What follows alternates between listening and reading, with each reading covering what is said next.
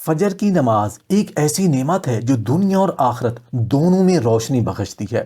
مگر ایک سوال ہمیشہ دلوں میں گونجتا ہے کہ کیا فجر کی نماز پڑھنے کے بعد فوراً سونا بہتر ہے یا اس کے پیچھے کوئی ایسا راز چھپا ہے جو ہمیں معلوم نہیں۔ نبی کریم صلی اللہ علیہ وسلم نے ہمیں ایک حیران کر دینے والی بات بتائی، ایک ایسی بات جو ہمارے دلوں کو جھنجھوڑنے کے لیے کافی ہے۔ بسم اللہ الرحمن الرحیم، السلام علیکم ورحمۃ اللہ وبرکاتہ۔ فجر کی نماز پڑھ کر سونا کیسا ہے؟ نبی کریم صلی اللہ علیہ وسلم نے فرمایا، جو انسان فجر کی نماز پڑھ کر سو جاتے ہیں، اللہ تعالیٰ ان کے گھروں میں 3 چیزیں ضرور نازل فرما دیتا ہے۔ وہ 3 چیزیں کون کون سی ہیں؟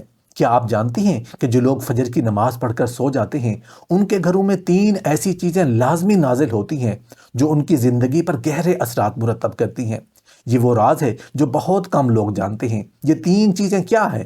یہ برکت کا ذریعہ ہے یا آزمائش کا؟ یہ ہمیں فائدہ پہنچاتی ہیں یا کسی نقصان میں ڈالتی ہیں؟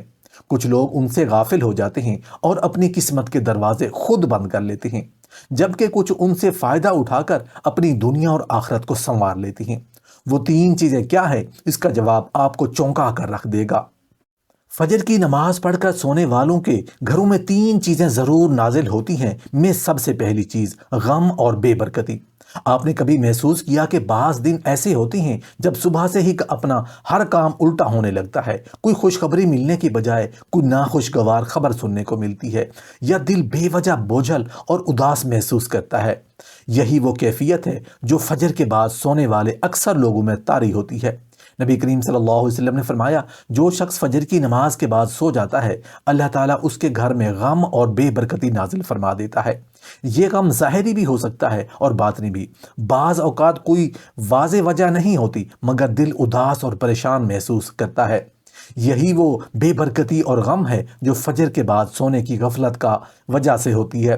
یہ بے برکتی صرف دل کی کیفیت تک محدود نہیں رہتی بلکہ دن بھر کے کاموں پر بھی اثر ڈالتی ہے۔ کاروبار میں نقصان، گھر میں بلا وجہ کی تکرار، بچوں کی نافرمانی اور ہر کام میں رکاوٹ، یہ سب فجر کے بعد سونے کی نحوست ہو سکتی ہے۔ اگر کوئی غور کرے تو دیکھے کہ جو لوگ فجر کے بعد جاگتے ہیں ان کے دن میں برکت زیادہ ہوتی ہے اور وہ اپنے کام زیادہ آسانی سے سر انجام دے لیتے ہیں۔ اس کے برعکس جو لوگ فجر کے بعد سوتے ہیں وہ اکثر شکایت کرتے ہیں کہ وقت تیزی سے نکل جاتا ہے مگر کام مکمل نہیں ہوتے۔ یہ غم اور بے برکتی صرف دنیا تک محدود نہیں بلکہ روحانی طور پر بھی اثر ڈالتی ہے۔ دل میں بے چینی اور عبادات میں سستی پیدا ہو جاتی ہے۔ قرآن کی تلاوت کا دل نہیں کرتا، دعا میں خشوع نہیں رہتا اور دل دنیاوی مسائل میں الجھ کر اللہ کی یاد سے غافل ہونے لگتا ہے۔ یہ دراصل ایک ایسی آزمائش ہے جو خود انسان اپنے لیے پیدا کرتا ہے۔ فجر کے بعد جاگنے سے دن کی شروعات اللہ کے ذکر اور کاموں میں برکت کے ساتھ ہوتی ہے، جبکہ فجر کے بعد سونے سے ان نعمتوں کا دروازہ خود بند کر لیا جاتا ہے۔ فجر کی نماز پڑھ کر سونے والوں کے گھروں میں 3 چیزیں ضرور نازل ہوتی ہیں۔ میں سے دوسری چیز سستی اور کاہلی۔ انسانی دماغ اور جسم کی ایک فطرت ہے کہ وہ جس حالت میں رہنے کا عادی ہو اسی کو برقرار رکھتا ہے۔ فجر کے بعد سونا جسم اور روح میں ایک عجیب قسم کی سستی پیدا کر دیتا ہے۔ دن بھر کام کرنے کی ہمت کم ہو جاتی ہے اور ہر چیز بوجھ لگنے لگتی ہے۔ نبی کریم صلی اللہ علیہ وسلم نے فرمایا، فجر کے بعد سونے سے سستی اور کاہلی نازل ہوتی ہے اور یہ ایسی آزمائش ہے جو آہستہ آہستہ انسان کو اس کے مقصد سے دور لے جاتی ہے۔ غور کرے، جو لوگ فجر کے بعد جاگ کر قرآن پڑھتے ہیں یا کوئی نیک عمل کرتے ہیں وہ پورا دن چاق و چوبند اور حشاش بشاش رہتے ہیں، جبکہ فجر کے بعد سونے والے اکثر دوپہر تک نیم مردہ حالت میں گھومتے ہیں۔ یہ کاہلی صرف جسمانی نہیں بلکہ ذہنی اور روحانی بھی ہوتی ہے۔ سستی کی وجہ سے کوئی بھی کام وقت پر مکمل نہیں ہوتا اور کام کرنے کی عادت ختم ہونے لگتی ہے۔ اگر غور کریں تو دیکھیں کہ بڑے بڑے کامیاب لوگوں کی زندگی میں صبح کے اوقات انتہائی اہم ہوتے ہیں۔ وہ دن کی ابتدا جلدی کرتے ہیں اور اپنی محنت کے ذریعے کامیابی حاصل کرتے ہیں، لیکن جو لوگ فجر کے بعد سوتے ہیں وہ اکثر کل کریں گے کی عادت میں پڑ جاتے ہیں اور یہی سستی ان کی ناکامی کا سبب بن جاتی ہے۔ یہ سستی عبادت پر بھی اثر ڈالتی ہے۔ ایک بار فجر کے بعد سونے کی عادت بن جائے تو یہ آہستہ آہستہ دوسری نمازوں میں بھی سستی پیدا کر دیتی ہے۔ دل پر ایک عجیب غفلت چھا جاتی ہے اور اللہ کی عبادت کا شوق کم ہونے لگتا ہے۔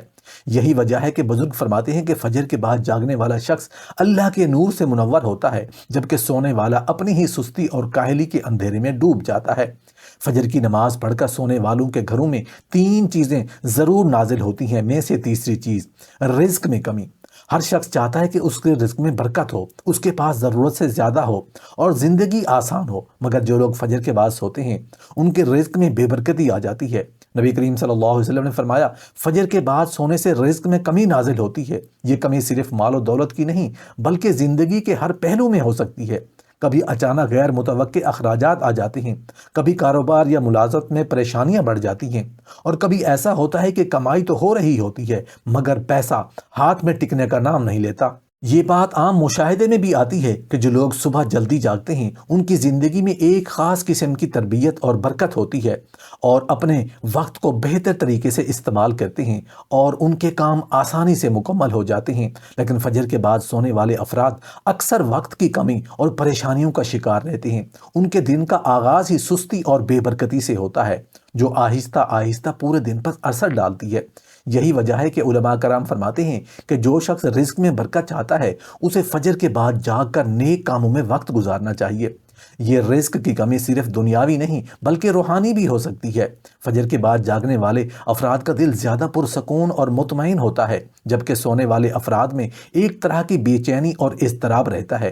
یہ اس بات کا واضح ثبوت ہے کہ فجر کے بعد جاگنے والے افراد اللہ کی طرف سے خاص برکات حاصل کرتے ہیں، جبکہ سونے والے افراد ان برکات سے محروم ہو جاتے ہیں۔ اس لیے اگر آپ چاہتے ہیں کہ آپ کے رزق میں برکت ہو، آپ کے کام آسان ہوں اور آپ کے دن کی ابتدا خیر و برکت سے ہو، تو فجر کے بعد سونے سے گریز کریں اور اللہ کی عطا کردہ صبح کی روشنی سے بھرپور فائدہ اٹھائیں۔